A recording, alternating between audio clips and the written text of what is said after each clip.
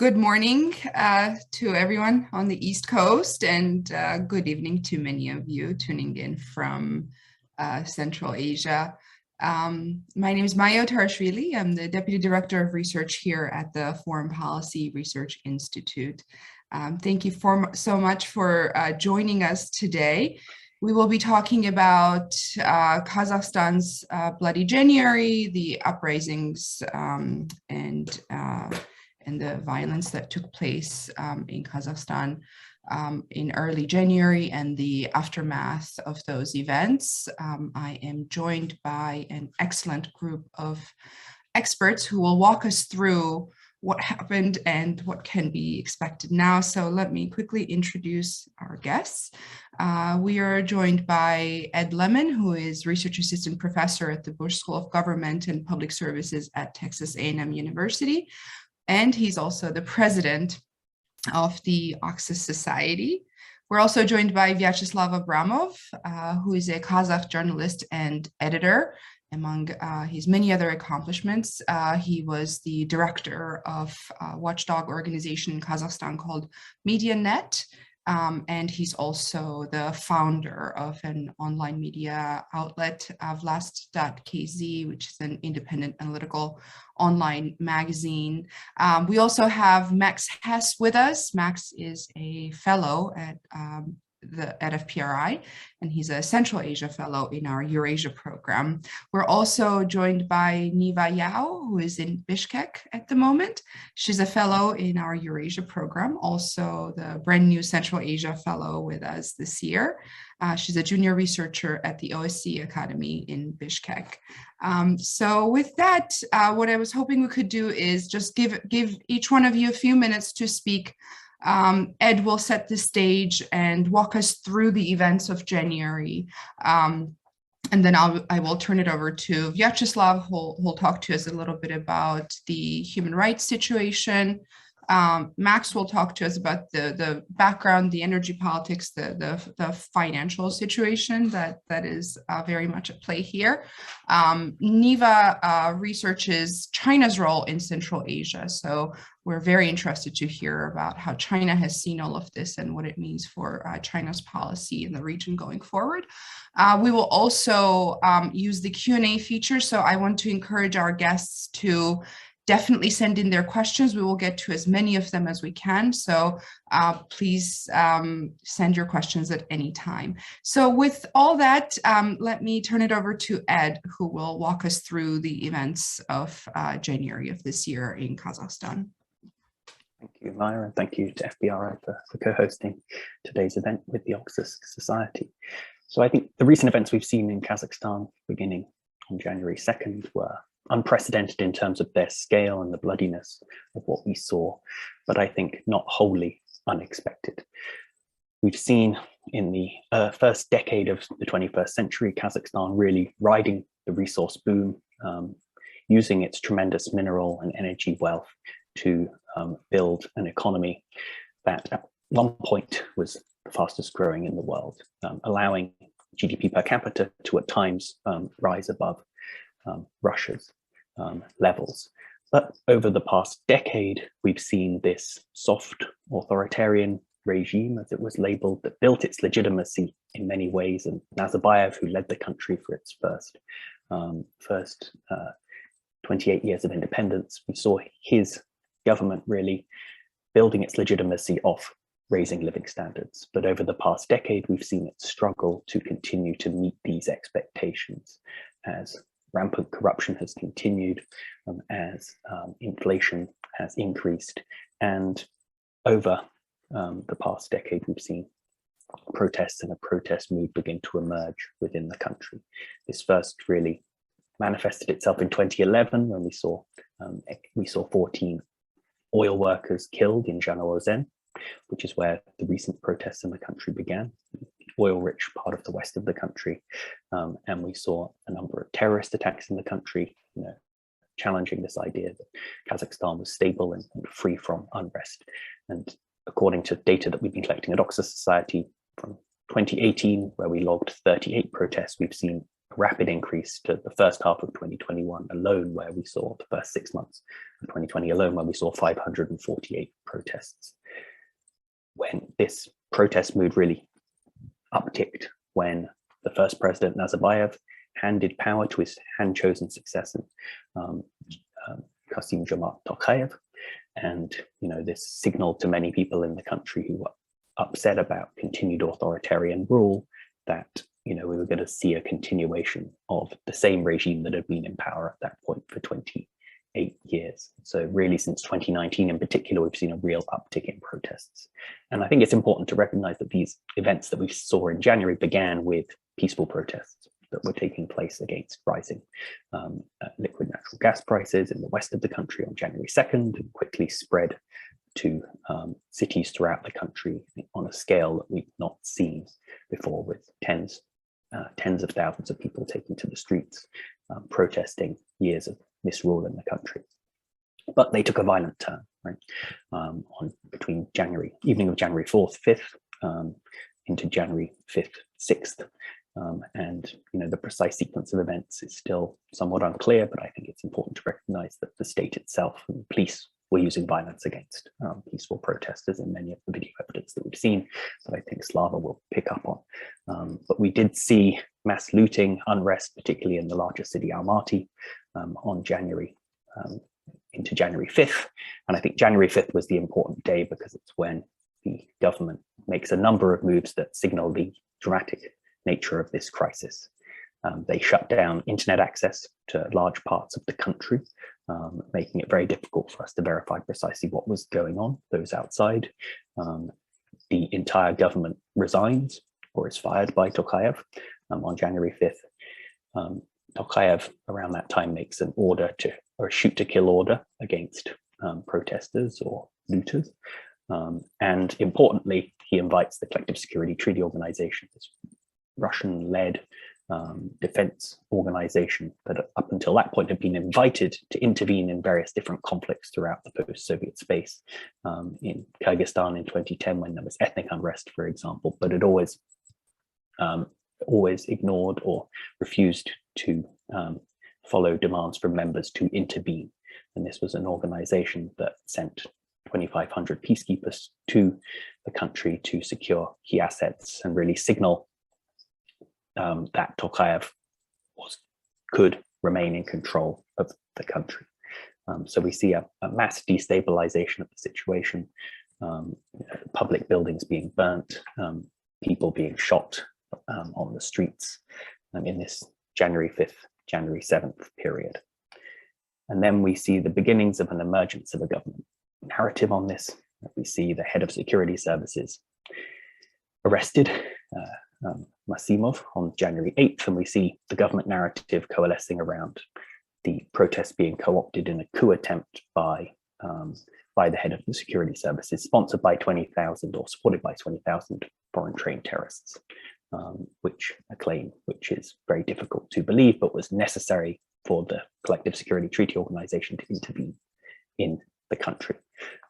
And since January 8th, since this intervention from the CSTO, we've seen the situation stabilize within the country. There's still important question marks as to what happened. But on January 11th, Tokayev makes a speech and announces a new government. Importantly, 11 of the 18 members of that cabinet featured in the former government in some way, although many of the key allies of Nazarbayev were removed. And very much what we've seen since these events is Nazarbayev, the first president of the country, his family members and allies losing their positions within the government. It's still debatable how far that will go, but Nazarbayev has lost his lifetime position as chair of the ruling Nur-Otan party, the Security Council, his veto power over certain government decisions, really, which were set in place to allow him to carry on influencing power after he formally left the president's office in 2019. And so we've seen the CSTO withdrawing and the situation becoming more stable. But at this point, more questions about precisely what happened. Many questions remain, and there are many uncertainties as to precisely the dynamics behind what's just happened. but these are the main events that we've seen over the past few weeks. And with that, I'll hand over to Slava and the other panelists to delve into some of these issues in greater detail. Thank you, Ed. Thank you, Maya, FPRI, and Oxus for organizing this important discussion.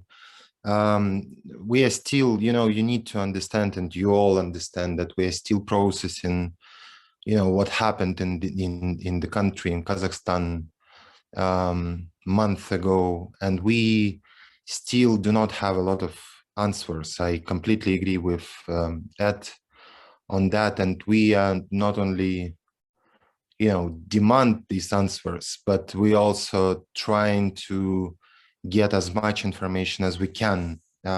Being here, being witnesses of these events, we still do not understand or do not have access to the full picture, and it's one thing that I need to pay attention in my short speech.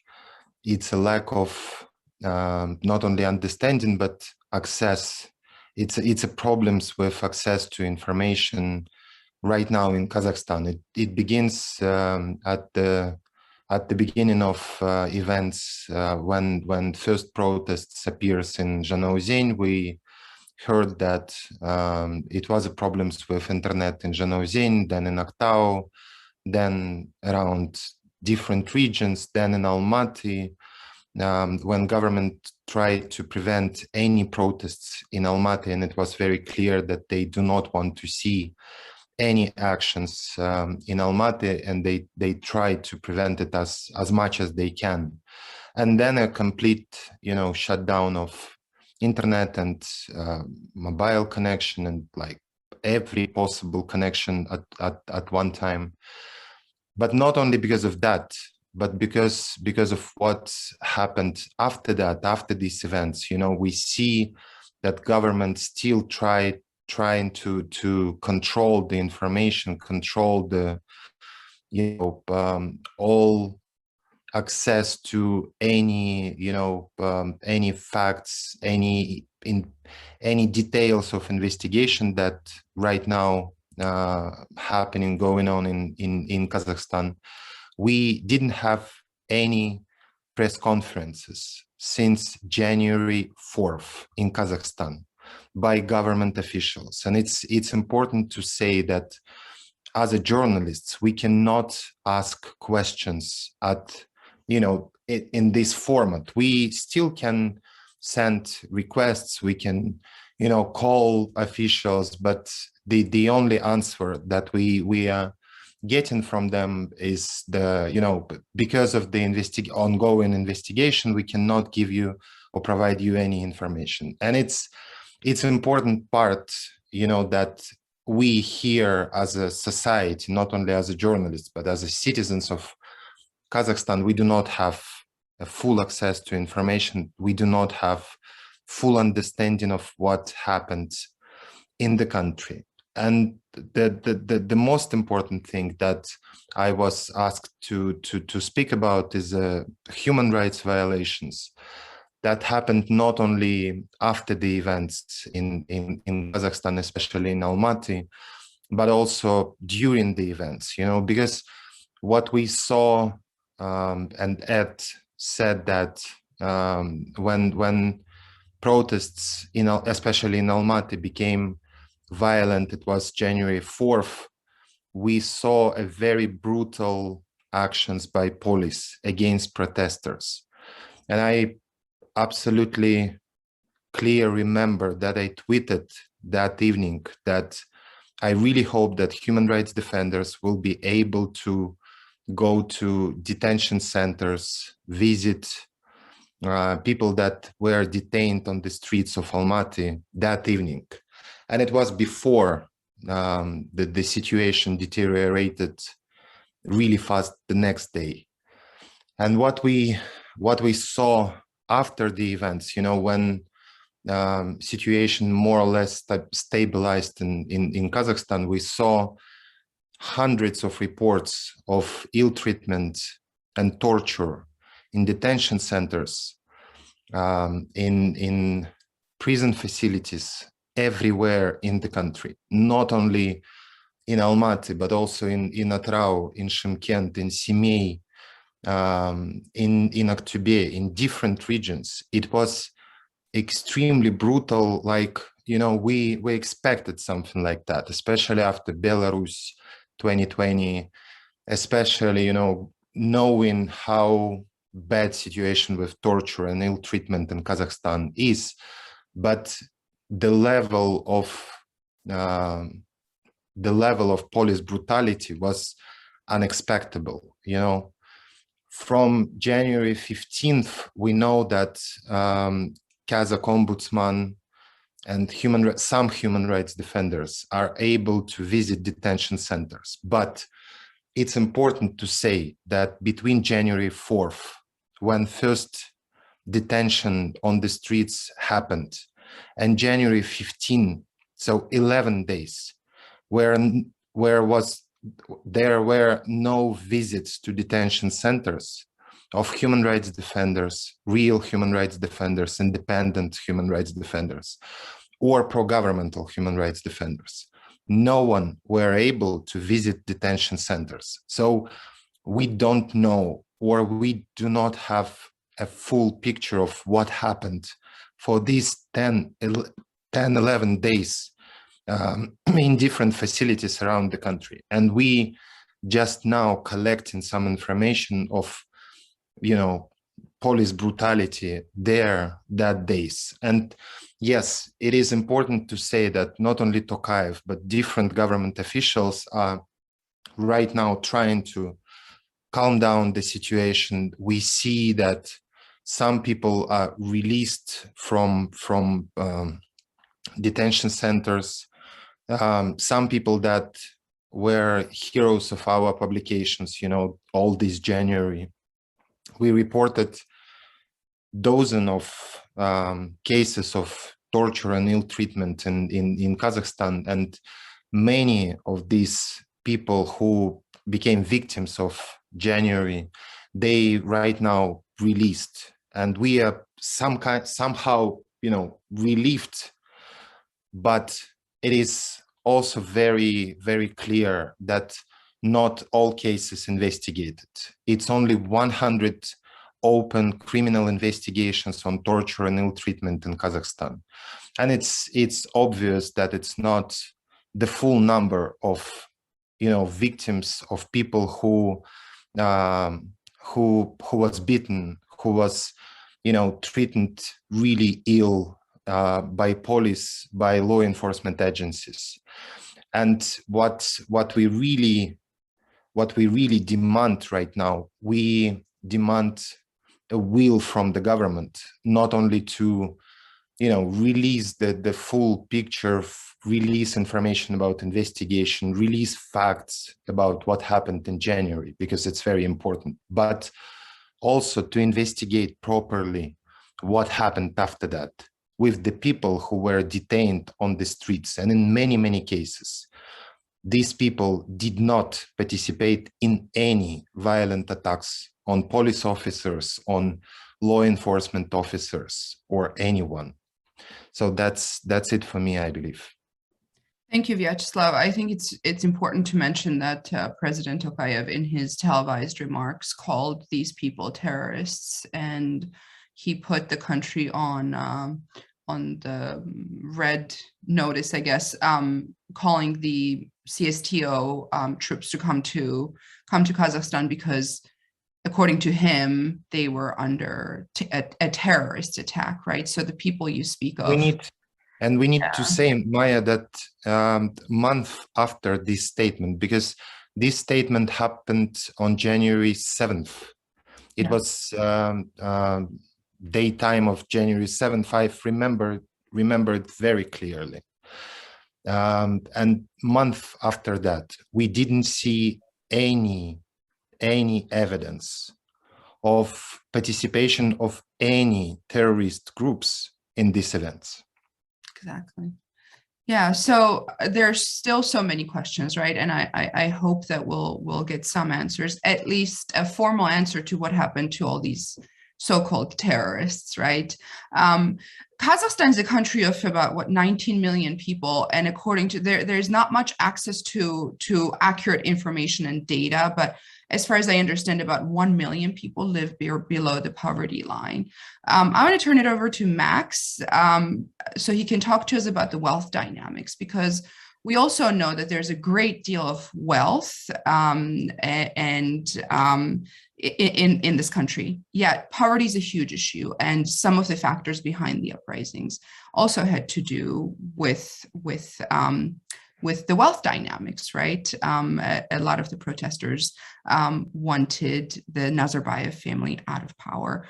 Can you walk us through a little bit, tell us a little bit more about the wealth dynamics and why the Nazarbayev family is so problematic according to sort of the regular people in Kazakhstan? Of course, and thank you so much for organizing today, and in particular, thank you to Vyacheslav for his reporting and his organization, Vlast. Our knowledge and understanding, while still very limited, would not be as complete as it is without their invaluable work. And to build on his point, the tragedy is that the Kazakh people have suffered the blame and the violence, these clearly spurious accusations. But what it seems is really at the root cause of the violence from January 4th to January 6th is a major interelite rupture. And this has come as something of a surprise, I have to admit, between Tokayev and Nazarbayev, Kazakhstan's de facto ruler for 30 years, going back to even the Gorbachev era. When he was the Communist Party boss there, and the sort of division of power. As I said, it remains very much unclear, but it seems quite likely that a lot of the violence was prompted on the nights of January 4th, 5th, and 6th in particular by individuals, I don't want to say groups necessarily, who had something to gain by potentially weakening Tokayev's position and replacing him in that role. Lots of questions still remain about Nazarbayev and his exact role in this, other than his statement last week. I believe now we haven't seen or heard much from him, but he does at least nominally remain in the country. But to get back to the story of the interelite rupture, this isn't the first time that has necessarily happened in Kazakhstan. There have been a few cases that have made international news, particularly around former Kazakh businessman and politician Mukhtar Ablyazov, as well as around Nazarbayev's family in particular, and his erstwhile son-in-law, Rakhat Aliyev, who was found dead in a jail cell in Austria, where he had previously served as the ambassador and lived quite a plum life about 8 years ago. But to see these turn into street violence and to be enacted that way, while that's not necessarily a new phenomenon for interelite conflict in Central Asia, it is certainly something that is quite new for Kazakhstan. And we've seen in the events after the violence and the CSTO intervention, these ramifications play out that give strong indications the extent to which this really goes on. One of Tokayev's first moves after order, as the Kazakh government would term it, was restored, was to sack two of Nazarbayev's son-in-laws from key positions in Samruk Kazina, the state sovereign wealth fund that has played a key role in the economy and in the distribution of spoils. Another of Nazarbayev's daughters is involved in a company or operator that had won a number of state contracts, in which Tokayev also called out in his initial speech there. However, the real sort of extent of Kazakh autocracy is something that reaches far beyond just the state sector and government appointments, but permeates through Kazakhstan's private industry, whether it be from its largest state mining company, its largest private mining company, ENRC, although the state holds a share. The trio behind it has very close links to Nazarbayev himself. Other mining companies as well, the former Kazakhmis, now Nova Resources, who OCCRP had done some excellent reporting on some of the oligarchs who are behind that and their funding of Nazarbayev's lifestyle, as has the Financial Times. And this also goes into newer businesses and these sort of more emergent industries. Kaspi.kz, Kazakhstan's first major tech unicorn, some excellent reporting as of Kazakhstan has strongly indicated that there is still a Nazarbayev family stake in there if held indirectly, whereas it was held directly before its London IPO. And that's really where I want to try to bring this all together is looking at this from the West, we can talk about Russia's role, we can talk about China's role. Those are hugely important and are likely to be far more important for immediate Kazakh political future than any statements from Western governments in the United States. We've seen fairly little there anyway. But really is the West's role in enabling this Kazakh kleptocracy, the Nazarbayev family owning significant assets in terms of real estate in particular across the West, as well as in enabling these businesses to borrow on international markets or to list IPOs. While those two miners I mentioned had very troubled London listing IPOs, the corruption allegations around Kaspi have not really had any major impact until now on that firm's 2020, I believe, London IPO. It was delayed once initially, but really over technicalities more so than the actual corruption concerns against it. And Kazakhstan does remain in terms of our relations with it as the West, really they are focused on the economy. As much as Kazakhstan has had this multi-vectoral foreign policy under Nazarbayev that I'm sure we'll discuss in the questions, whether and how it may be able to continue, in terms of the vector in which it's integrated with the West, that's really been around business, whether that goes from Kazakhstan talking about opening up English law courts in the question now uncertainly named capital, Astana, to these IPOs, as I mentioned. And that's where I think looking at this from a Western policy point of view, we really need to answer questions. And just to wrap that up, we're talking about these issues a lot now separately with regards to Russia and Ukraine, in particular, the use of anti-kleptocracy measures as a way to try to constrain Russia, potentially sanction them in relation to elements over Ukraine. But kleptocracy is an issue that permeates both relatively neutral countries in terms of Western geopolitical alliance, such as Kazakhstan, to ones with which we are rather openly hostile, such as Russia, as well as nominal allies, such as Ukraine. And while kleptocracy policy is now in the news, I think we need to be asking ourselves questions about not only how this can be turned as a quote unquote weapon against potential hostile powers or countries which we have antagonistic relationships, but also what it says about those countries with which we are trying to help develop and have stable relations. And thank you so much, and I'll turn it over to you and Neva. Thank you, Max, and thank you everyone for tuning in today. Apologies first for zooming out and looking at how China is thinking about all this. Is to be honest, still a little bit early to analyze how China is thinking. In fact, here we are, 8th of February, is more important to observe what is still going on in Kazakhstan and not move on from it. There's still a lot of developments unfolding. So I encourage everyone listening to keep following the events in Kazakhstan through FLAST and, of course, everyone else on the ground. But if we really have to look at, Chinese thinking towards all this, in the past month, Chinese diplomacy moved quite quickly in early January. I mean, it was a time of the 30 years of China Central Asia diplomatic relations, preparing towards Beijing Olympics. There was already a lot of diplomacy, a lot of exchanges going on. So when it all happened in Kazakhstan, there was quite quick Chinese diplomacy. I would say, being one of the biggest country that borders China, sharing an extremely long border and gas transit and everything. Kazakhstan is very important to China. Off the bat, China, of course, supported Tokayev's use of extreme force to stop what is called terrorism. And I really appreciate, that we actually brought up this definition of terrorism that Kazakhstan used. Basically terrorists, are anyone who tried to topple the government. So this is a definition that is used in China towards any form of protest. This is the definition that is used in Hong Kong in recent years, a place I call home. And this is also, a definition that is used, all over Central Asia as well. Terrorists are anyone who tries to topple the government, anyone that expresses, anti-government views, even though they're just critical of certain policies, they can still be labeled as terrorists. And as much as China likes to work with strong authoritarian leaders, there is always a worry that they can be toppled.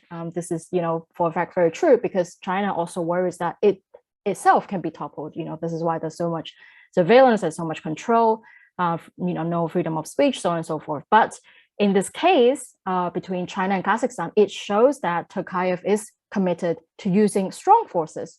So in a way, this is very much a relief for China, that he is a strong and decisive leader, that he's not weak in the face of protest, that he's not weak in the face of mass protests and forms of violence against government buildings or whatsoever.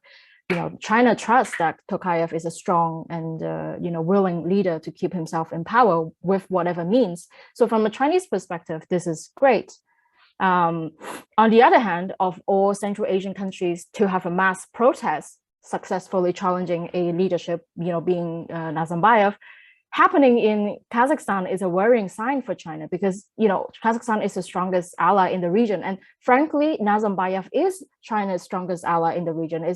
Nazarbayev has been visiting China numerous times since 1991, even in the 1990s, even during Soviet Union time. It knows China very well. He has strong connections. The family, their businesses also benefit from working with the Chinese SOEs from the very beginning. So of course, losing Nazarbayev has a layer of disappointment for China, but this is not the biggest worry, because now it can just build relationship with Tokayev, depending on now watching what Tokayev actually wants to do. Is it to address corruption, or is it for its personal gain, right? So this is why we have to keep observing.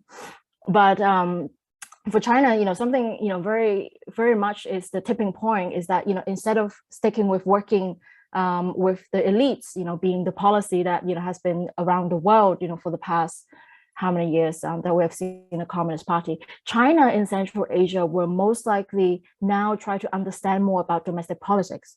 It will engage more with the wider public to build stronger soft power and overall dependence on China, so that no matter what leadership will come in Central Asia, there's still instruments that China can use to leverage its interests. I'll stop here, and then we'll head on half an hour Q&A, so we have discussions with our audience.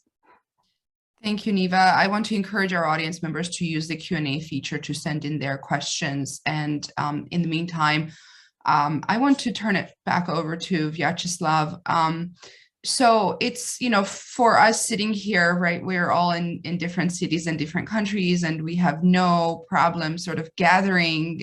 We have over 100 people on Zoom right now. So it's actually a privilege, right, to be able to speak so openly, have access to information. So I do want our audience members to think about the environment that is so completely different from what we enjoy here. And with that said, Vyacheslav, I think that's why, Max said he was surprised about the uprisings. And I was too, actually, right? Because the environment does not really allow for open dissent and open speech. So Vyacheslav, can you tell us a little bit about what spaces there are available, especially right now, for people to gather, to have discussions, to figure out what happened, but also express their views, their opposition? I would imagine, especially younger people, yes, the president gave orders to shoot without warning. And yes, that's scary. And yes, there are a lot of people in prison. But do you think that that kind of fear at the moment is going to keep people quiet? Do you think that this is just the beginning of Kazakh people expressing dissent? Or, do you expect something to change? It's really, really good and important questions, Maya. Thank you. I do believe that we do not have a clear answer to all that important questions, because it is still, Neva pointed it, it's still, process here. We still somewhere in the middle, of not only understanding of what happened, but of understanding where we as a country going, because it's still a possibility that Kazakhstan will go to the way, that we see in Belarus. It's really, really possible that it will be Belarus 2.0 2-0. Oh my God, 2-0 in Kazakhstan. You know, it's very, very possible, because you know, it depends on many factors. You know, how Western governments will react on all these visits of important Kazakh officials that trying to convince Western partners to be polite, you know, and calm down a bit after these events. It depends on Russia and China and their reaction on what's going on here and everything. And I truly believe that it's not the end for, you know, political demand of the young generation of Kazakhs. It's just the beginning. You are absolutely right. Why it was not a surprise for us, because we saw what happened in 2019, right before and after presidential elections. It was not only protests, but it was, you know, formation of movement of new generation of Kazakhs who demanded changes and who, you know, desperately were able for the first time to desperately ask for changes, you know, in different ways, in social media, on the streets, everywhere. And I do believe that Tokayev and people in his administration, they understand that right now, after January events, they cannot close all windows, you know, they cannot shut down all the voices. It's just impossible, you know, because it may be not a question about, you know, new protests on the streets, but it is a question of people demands, you know. And we saw a lot of very positive reactions on some of Tokayev's statements in January, in February, even, you know, today at his meeting with the government. We saw these very positive reactions in social media from ordinary Kazakhs, from young people. And I have only one explanation, and it's not, you know, this Stockholm syndrome. It's not. It's still a demand for changes in the country, and people, I still believe that it is possible, you know, with this president, with his administration, to change the situation in Kazakhstan. Political situation, economical situation, social situations. People really want to see these changes. And it's just a question when people will gather together and will, you know, speak very loudly about their demands. Right now, we see no spaces for that. We do not see, you know, any areas where people can do that. Only social media right now. We see some discussions in media, but you need to understand, and you understand that we have a very limited number of independent media, and we cannot be that space for everyone, you know, because we are very small. And, you know, state media, pro-governmental media, they are not open for these discussions. Maybe they will in a few months, in a few weeks, maybe they will understand, you know, this wish, and they will open their doors for these discussions. But I don't believe personally in that. And, you know, it's no spaces, unfortunately, but you can follow these discussions, you can follow, you know, these demands in social media. And I do believe that it's really easy to understand that we are just at the beginning, you know, of this process. Speaking of the social media, as Max and Ed already mentioned, the government shut down the internet for over a day, I think. Is there a past precedent for this? Has that happened before? And what does it mean to you that the government can so easily do something like this? It happened 10 years ago during Janauzen events. It was only Twitter, I believe, and few websites that were able, in Kazakhstan in 2011 when events in Zhenovyen happened. But it was not a complete shutdown. You know, we were not North Korea, because right now, like months ago, we became a North Korea for 3 days, you know, without internet, without connection, with only, you know, regular phones that you need to remember how to use, you know. And in many cases, people do not have these regular phones and everything. So it's, you know, it was not a surprise, to be honest with you, because government few years ago adopted some changes to the legislation, some amendments, and it was in these amendments that internet and connection can be blocked during some events like terrorist attacks, you know, some uprising or something. So it was not a surprise for us. It was something that we expected.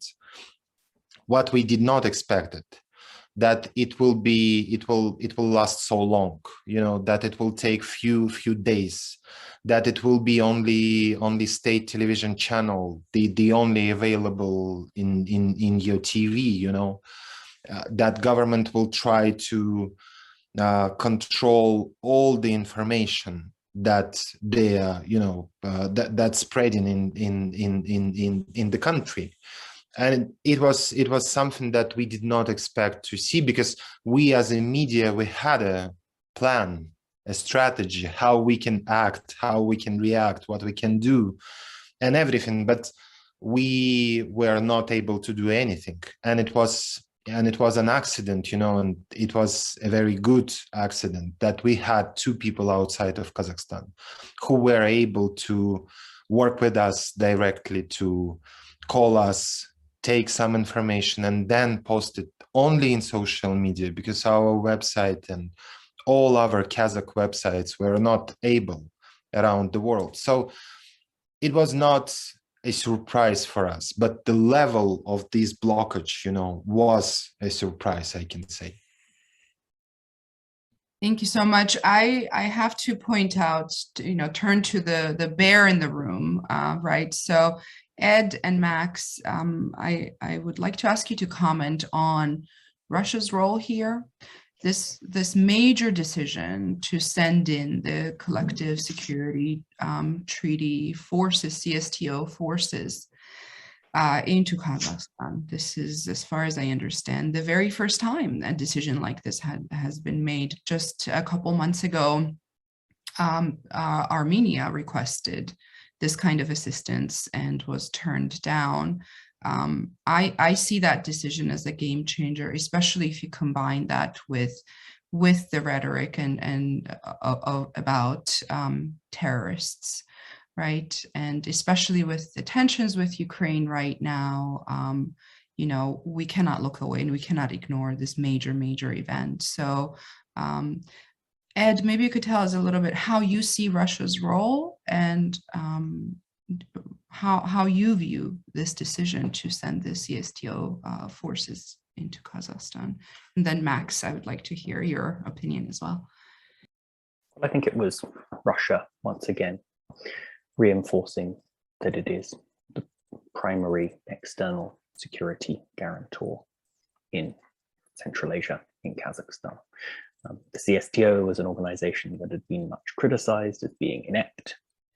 Countries, Kyrgyzstan, as you said, Armenia, had seen instability and called on the CSTO to intervene, and it hadn't done so. It had created these 3 set of rapid reaction forces that it could deploy in these situations almost a decade ago, but they never actually deployed. And so this was very much a way of revitalizing the organization, and in my opinion, a proof of concept that they could deploy relatively small numbers, 2,500, but these are, you know, these are elite special forces, and they could deploy at very short notice to different countries within the membership that includes Belarus, Armenia, Russia, and 3 of the 5 Central Asian republics. And so in my opinion, especially given the uncertainties around the situation, for example, on the Tajik-Afghan border, they are, you know, Russia is demonstrating and the CSTO, which Russia dominates, although of course it has other members, was demonstrating that they can deploy, and should there be a destabilization somewhere like Tajikistan, that they can rapidly deploy additional troops to stabilize that situation. So it was very much a demonstration of Russian CSTO power. Thank you. Yes, I certainly would echo those points. I think, two things worth emphasizing at this point are, one, that Russia chose the CSTO to do so. That was although Tokayev formally came and requested their assistance, there are multiple other pretexts Russia could have used. And one just has to look at Russia's other interventions into other crisis situations, or even not quite crisis situations, in other former Soviet republics. So I do think there was a sort of intent to make it a bit of a statement for the organization there. The Armenia situation, I think, is particularly interesting in terms of what it tells us about this response, which, of course, Armenia requested intervention over Karabakh, which is technically part of Azerbaijan under international recognition. So Moscow kind of had an out, but also the same Armenian government had arrested a former head of the CSTO just 2 years or a year and a half before that. But now the Armenian leader Nikol Pashinyan was actually at the fore of getting this move rapidly rubber stamped, and that's probably because he sees it now as strengthening the CSTO in a way that he might be able to call on that intervention in a potential future conflict with Azerbaijan. I wouldn't necessarily say he holds out his hopes there, but for Russia, it will really like actions like that, that it can use to demonstrate in talks with the West and potentially with China as well. I'll leave comment on that to Niva about its role as the regional security guarantor and what it sees as avoiding destabilization and crisis. Of course, others may see that as intentionally hindering democratization.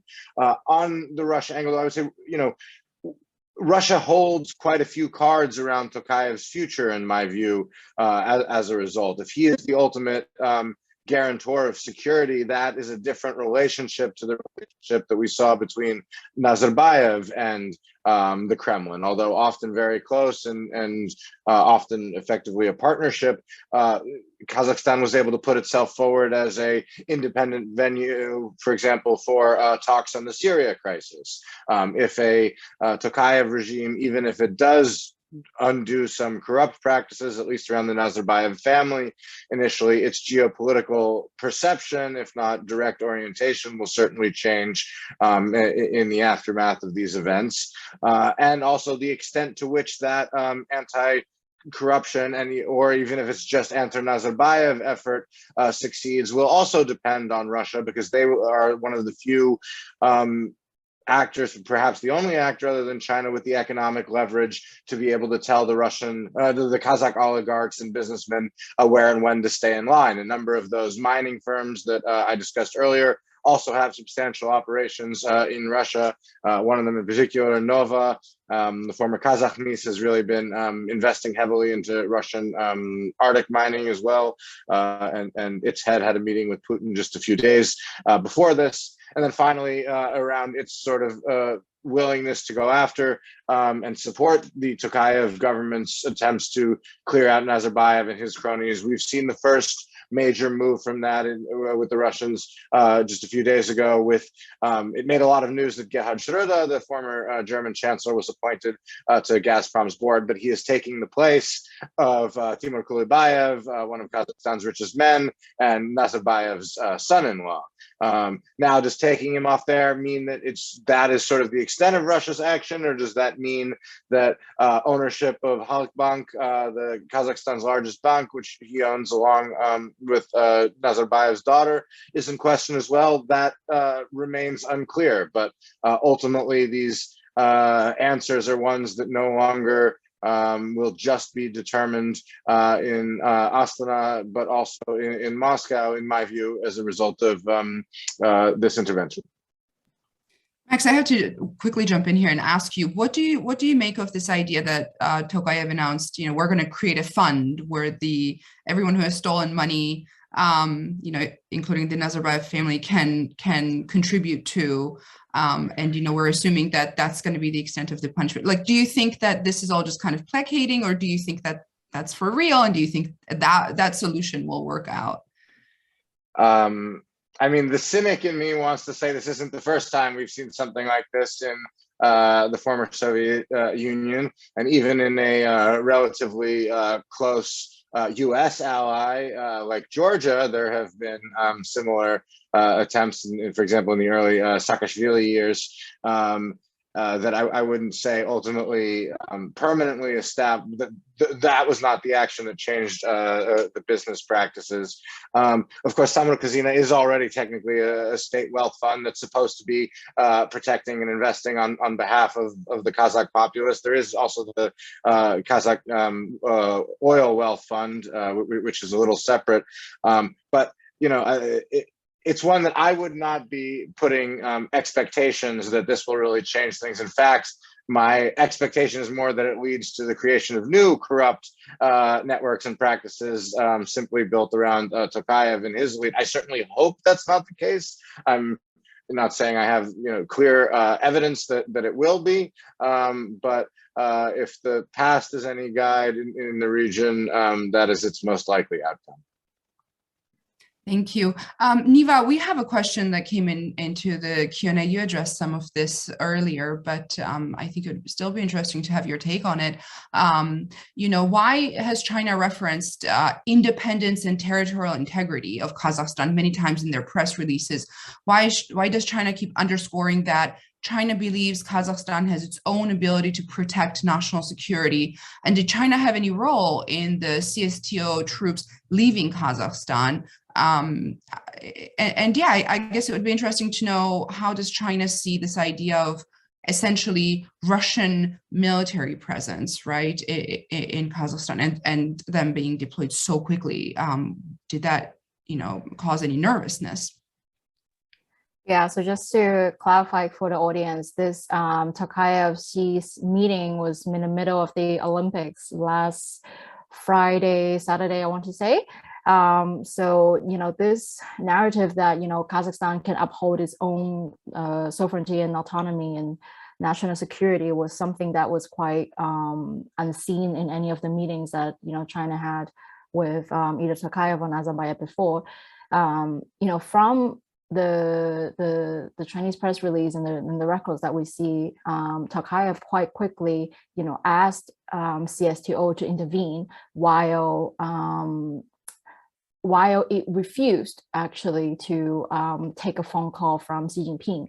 So instead of a phone call, it was Xi Jinping who sent a letter note to Tokayev on the 7th of January, I want to say, the 6th or 7th, I want to say. So whereas, the Chinese side was very eager to actually, find out what's going on, the Kazakh side was not so keen. Now, I think overall, this signals to China very much that, Russia is still willing and capable of taking up security responsibilities in Central Asia. In the past 10 years, China has been increasing its security engagement in this region because it fears that, if something were to happen, Russia would just, not intervene. So it's kind of a double-edged sword at the same time, that, Kazakhstan being the one country that, China had hoped for to be, the most stable one, but, Tokayev has essentially toppled his, truest friend. And now is very anxiously waiting to see whether or not, Tokayev, where it stands on China. I think this is a very interesting case, actually, because Tokayev is, very fluent in Chinese. He was a diplomat in China. He spent his early years in China and, has, many friends and insights on China. Obviously not the current leadership, but, Tokayev is not a stranger to China, nor is China a stranger to him. He has appeared many times on Chinese television, speaking in fluent Chinese, is a well-loved, political figure, a leader, so to speak, by the Chinese public. So, and to see, how the Chinese news, which essentially has, no information whatsoever about, what's been going on in Kazakhstan. So the narratives that that are available in Chinese news is essentially what the Chinese government is trying to tell, its own people about what's going on in Kazakhstan, which has focused very much on the economic stress, which speaks a volume about, the extent in which I don't believe that actually China has much intelligence in Kazakhstan and understands what's going on, precisely because it has invested so much in Nazarbayev and his family and his group of friends. So, like I said, I think the CSTO intervention with Russia was, I think very unexpected from a Chinese perspective. But then at the same time, China doesn't really have any other, instruments where it can intervene. Out of all the Central Asian countries, Kazakhstan is the one country that China does not actually engage that much in terms of security. It has engaged a lot with Kyrgyzstan, Tajikistan, even towards paying their salaries or whatsoever, because, these are relatively poor countries, whereas, Kazakhstan, has been in the past able to deal with its own defense budget and, its own kind of defense equipment and so on and so forth. It's even buying from China. So in this sense, the security, cooperation has not been, has not been that deep. And the only mechanism that China could have used was the SCO, which, by 2020 now expanded to members such as India and Pakistan. It's just impossible to get a consensus, on what to do in Kazakhstan. And so CSTO was the only choice. Thank you, Niva. Yeah, go ahead. I just one other point on that, just very quickly. I think it's worth also mentioning there was a question in the chat about Tokayev, this invitation, and does he rely on them now? I think it'd be worth hearing from Vyacheslav what the perception is in Kazakhstan with regards to how much Tokayev is dependent on Russia from support. But finally, also just with regards to the other Central Asian countries, this move will be causing thoughts in particular in Uzbekistan, but also to a certain extent in Turkmenistan, which is not a member of these bodies, but is perhaps also has some structural challenges to its stability. And then Uzbekistan was joined as an observer member of the CSTO, and where there was also a lot of murky elite infighting, even if it didn't result in as a kinetic outpouring around the transition after its former president died, and where Mirziyoyev may be thinking that this helps him in terms of regime stability over the long term as well. Right. Thank you, Max. So we're running out of time, and I want to ask my final question, ask Vyacheslav my final question. First of all, thank you for the work you do. Thank you for giving us the information that we need over here, so we can remain aware. Yet, we still need to know so much more, and your work is so important. I did not get to ask too many questions about, the U.S. role or the lackluster U.S.-European responses and involvement, all of this. But Vyacheslav, maybe you could tell us what can the Western actors do to support independent journalism, independent voices, and encourage freedom of information and assembly in Kazakhstan? We saw some brilliant examples of support for independent journalism and independent voices from Belarus in last 2 years. In Georgia after Russian invasion, in Donbass after Russian invasion, we saw all these amazing examples of support, not only from the West, but from local citizens, from local businesses. That is also very important, to mention that it was in many cases the first time when local residents expressed their support to independent media, to independent NGOs, to independent voices in their countries. And we hope that we will see these examples here. And we also hope to see more attention to the situation, not only in Kazakhstan, but in Central Asia in general, from the Western countries, from European countries, from US government, because it was a very regular, I can say, reaction on the situation here. It was very regular remarks. It was very, passive reaction in many ways. But right now, it is critically important to support not only journalists in Kazakhstan, but also human rights defenders, civil society in general, because we understand that they have a very limited resources right now, and they need to do a very important work, not only investigate these events, because it's our main goal right now as a society to investigate it, but also to support the people who are the victims of these events. And it's a very big group, you understand. It's not only people who were murdered, but it's their families, it's people who are right now under arrests, it's people whose rights were violated during this event. So it's a lot of people who really need some support, and only civil society can provide it. And I really hope that Western governments will not lose all interests, because of the situation in Ukraine, because of the crises that happening right now in this area, but will pay some attention to Kazakhstan still. Vyacheslav, thank you so much. I want to thank our audience members. Unfortunately, this is all the time we have. Thank you, Max Hess, Niva Yao, Ed Lemon, Vyacheslav Abramov. Please check out fpra.org, sign up for our Central Asia initiative emails and newsletters. We're going to keep covering Central Asia, but particularly Kazakhstan, and see how events develop there. But also please check out the Oxus Society, who is our partner organization, thanks to Ed, their coverage of Central Asia and sort of deeper analysis and looking at more than just the contemporary events. It's fascinating, and I wish you guys lots of success. I think you're doing great work. Thank you so much, everyone. Thank you to our guests, and stay tuned.